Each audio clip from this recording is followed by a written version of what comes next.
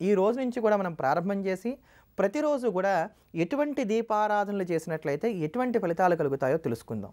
ఇప్పుడు మనం చెప్పుకోబోతున్నటువంటి ఈ దీపారాధనలు ఏవైతే ఉన్నాయో నేటి నుండి ప్రారంభం చేసి మనం ప్రతిరోజు కూడా చెప్పుకునేటువంటి దీపాలు ఇవి మీకు ఎప్పుడు ఏ కష్టం కలిగినప్పటికీ కూడా చేసుకోవచ్చు. దీనికి కార్తీక మాసంతోటే సంబంధం ఏమీ లేదు. మీకు ఎప్పుడు కష్టం కలిగినా ఇటువంటి సమస్య ఎప్పుడు ఉత్పన్నమైనా మీరు చేసుకోవచ్చు. ఆ క్రమంలో ఈ రోజున ఎవరికైతే వివాహం ఆలస్యం అవుతుంది అనుకుంటున్నారో అలా వివాహం ఆలస్యమయ్యేటువంటి వారికి ఉపకరించేటువంటి అద్భుతమైనటువంటి దీపానికి సంబంధించినటువంటి పరిహారాన్ని గురించి తెలుసుకుందాం. ఈ పరిహారాన్ని శుక్రవారం పూట చేయాలి. శుక్రవారం రోజు సాయంకాలం ప్రదోష సమయంలో దుర్గాదేవి యొక్క దేవాలయానికి వెళ్ళి అమ్మవారి ఎదురుకుండా 2 తమలపాకులను అట్టిపెట్టాలి. శుక్రవారం రోజు సాయంకాలం ప్రదోష సమయంలో దుర్గామ్మవారి దేవాలయానికి వెళ్ళి అమ్మవారి ఎదురుకుండా 2 తమలపాకులు వేసి ఆ 2 తమలపాకుల మీద 2 మట్టి ప్రమిదలను పెట్టి వాటిలో ఆవు నెయ్యి కానీ నువ్వుల నూనె కానీ రెండిట్లో ఏదన్నా ఒకదాన్ని ఎంచుకోవాలి. ఆవు నెయ్యి కానీ నువ్వుల నూనె కానీ పోసి ఒక 2 ఒత్తులు తీసుకొని ఆ 2 ఒత్తుల్ని కూడా కలిపి ఒక ఒత్తిగా వేసి దీపాన్ని వెలిగించాలి. ఇలా ఒక ప్రమిదిలో రెండో ప్రమిదిలో కూడా 2 ఒత్తులు తీసుకొని రెండింటిని కూడా కలిపి ఒక ఒత్తిగా వేసి దీపాన్ని వెలిగించాలి. అంటే మొత్తం 4 ఒత్తులు అవుతాయి. దీపాలు మాత్రం 2గా వెలుగుతాయి. ఇలా ఈ 2 దీపాలుగా వెలిగించి మాకు త్వరగా వివాహం జరగాలి అని చెప్పని అమ్మవారికి నమస్కారం చేసుకొని మీకు తోచినటువంటి దుర్గా స్తోత్రాన్ని దేనైనా సరే పారాయణ చేయండి. దుర్గా స్తోత్రం, దుర్గా శతనామావళి, దుర్గా ద్వాత్రింశనామా స్తోత్రం, అలానే దుర్గా ఆపదుద్ధారక స్తోత్రం, ఇట్లా ఏదైనప్పటికీ కూడా ఒక దుర్గా స్తోత్రాన్ని పారాయణ చేసి నమస్కారం చేసుకోండి.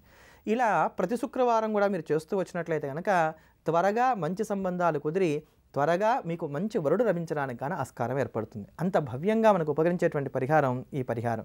ఇటువంటి మరిన్ని పరిహారాలు తెలుసుకోబోయే ముందుగా కార్తీక సోమవారాన్ని పురస్కరించుకొని అనంతమైనటువంటి పుణ్యాన్ని మనకు కలగజేసేటువంటి శివనామావళిని స్మరిద్దాం, తరిద్దాం. ఓంకార రూప శ్రీ పరమేశ కైలాసవాస నాగేంద్రహార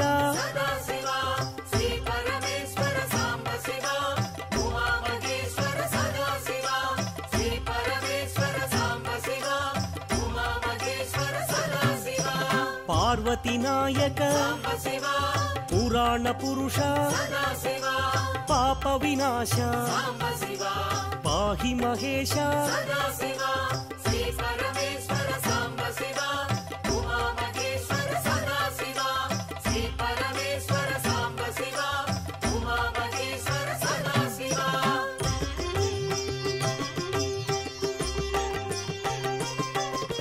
శంభో శంకర భక్తవ శంకర పాలిత కింకర భవనా శంకర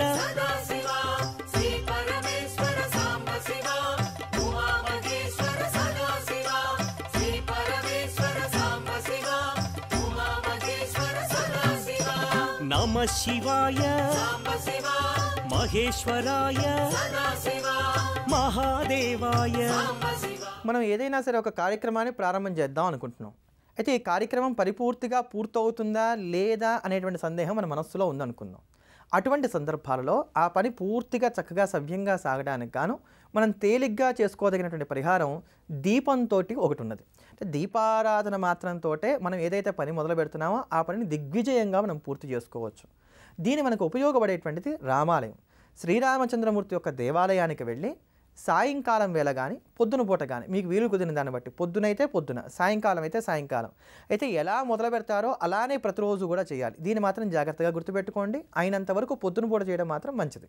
పొద్దునే రామచంద్రమూర్తి యొక్క దేవాలయానికి వెళ్ళి స్వామివారికి ఎదురుకుండా కూర్చొని తూర్పు ముఖంగా వెలిగే విధంగా ఆవు నేతితోటి దీపారాధన చేయాలి. ఇది మట్టి ప్రమిదిలో చేసినా మంచిదే.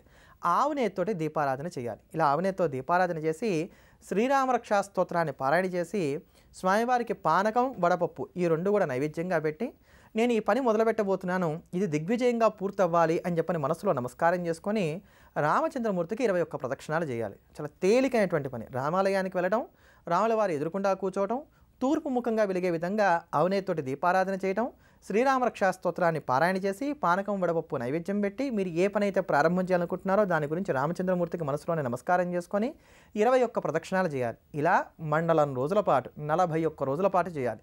ఇలా చేయడం వలన ఏ పని అయితే మీరు ప్రారంభం చేస్తున్నారో ఆ పనిలో విజయాన్ని పొందగలుగుతారు. అలానే ఎవరైతే మాకు జాతకాలు లేవు, కష్టాలు వస్తున్నాయి అనుకున్నారో వారు ఇదే క్రియను చేయడం వలన నవగ్రహాలలో ఎటువంటి దోషం ఉన్నప్పటికీ ఆ దోషాన్ని ఉపశాంతిని పొందగలుగుతారు. అంత చక్కగా భవ్యంగా ఉపకరించేటువంటి పరిహారం ఈ పరిహారం. ఇటువంటి మరిన్ని అద్భుతమైన పరిహారాలు తెలుసుకోబోయే ముందుగా మంగళవారం రోజు పూజింపవలసినటువంటి అమ్మవారు అయినటువంటి దుర్గాదేవికి సంబంధించినటువంటి అద్భుతమైనటువంటి దుర్గా కవచాన్ని శ్రవణం చేద్దాం. ఈ దుర్గా కవచాన్ని కనుక నిత్యం పారాయణ చేస్తూ వచ్చినా లేక వింటూ వచ్చినా కూడా ఎవరికైతే దీర్ఘకాలికమైనటువంటి అనారోగ్యాలు ఉన్నాయో అటువంటి అనారోగ్యాలన్నీ కూడా తగ్గుతాయి వారికి. అలానే ఎవరైతే నిత్యం కూడా బయటకు వెళ్ళి రిప్రజెంటేటివ్గా జాబ్ చేస్తూ ఉంటారంటే వీళ్ళకి ఏంటంటే ఎప్పుడు కూడా బైక్ మీద డ్రైవ్ చేయాల్సినటువంటి స్థితి ఏర్పడుతూ ఉంటుంది. అలాంటి వారికి యాక్సిడెంట్స్ లాంటివి కాకుండా ఉండడానికి కూడా ఈ దుర్గా కవచం అద్భుతంగా ఉపకరిస్తూ ఉంటుంది. అంతటి మహోత్కృష్టమైనటువంటి ఆ దుర్గా కవచాన్ని శ్రవణం చేద్దాం. అమ్మవారి యొక్క రక్షణా వలయంలో సంరక్షింపబడదాం.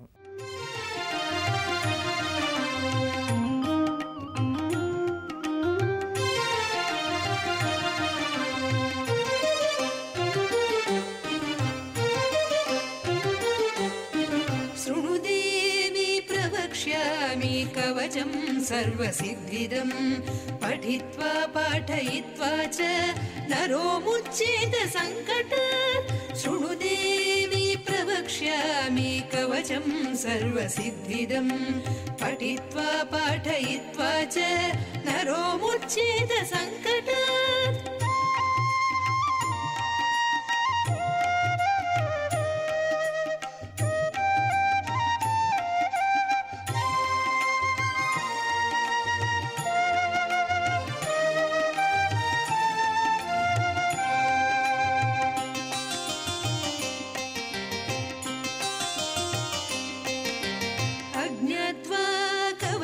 देवी दुर्गा मन्त्रं च यो जपेत् नाप्नोति फलं तस्य परं च नरकं व्रजेत् अज्ञात्वा कवचं देवी दुर्गा मन्त्रं च यो जपेत् नाप्नोति फलं तस्य परं च नरकं व्रजेत्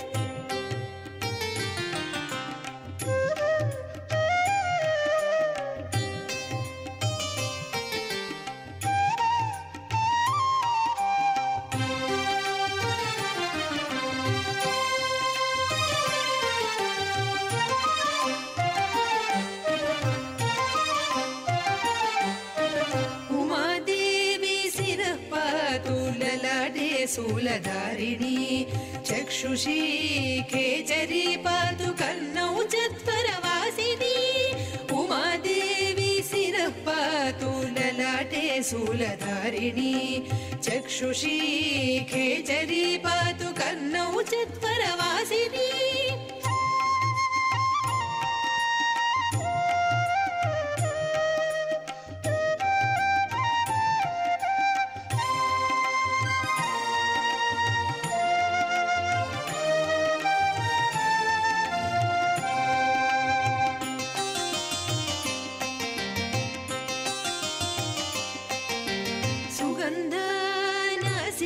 पातु वदनं सत्वधारिणी जिह्वां च चण्डिका देवी ग्रीवां सौभद्रिका तथा सुगन्धानासिके पातु वदनं सत्वधारिणी जिह्वां च चण्डिका देवी ग्रीवां सौभद्रिका तथा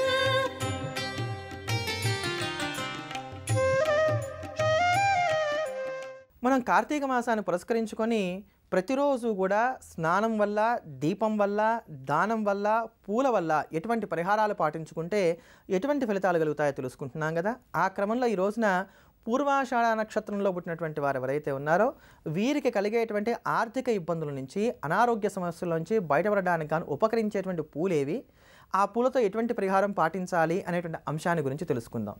ఈ పరిహారం పూర్వాషాఢ నక్షత్రంతో పాటుగా ఆశ్లేష నక్షత్రం, రేవతి నక్షత్రంలో పుట్టినటువంటి వారు ఎవరైతే ఉన్నారో వారికి కూడా ఉపయోగపడుతుంది. ఆశ్లేష, రేవతి, పూర్వాషాఢ, ప్రధానంగా పూర్వాషాఢ.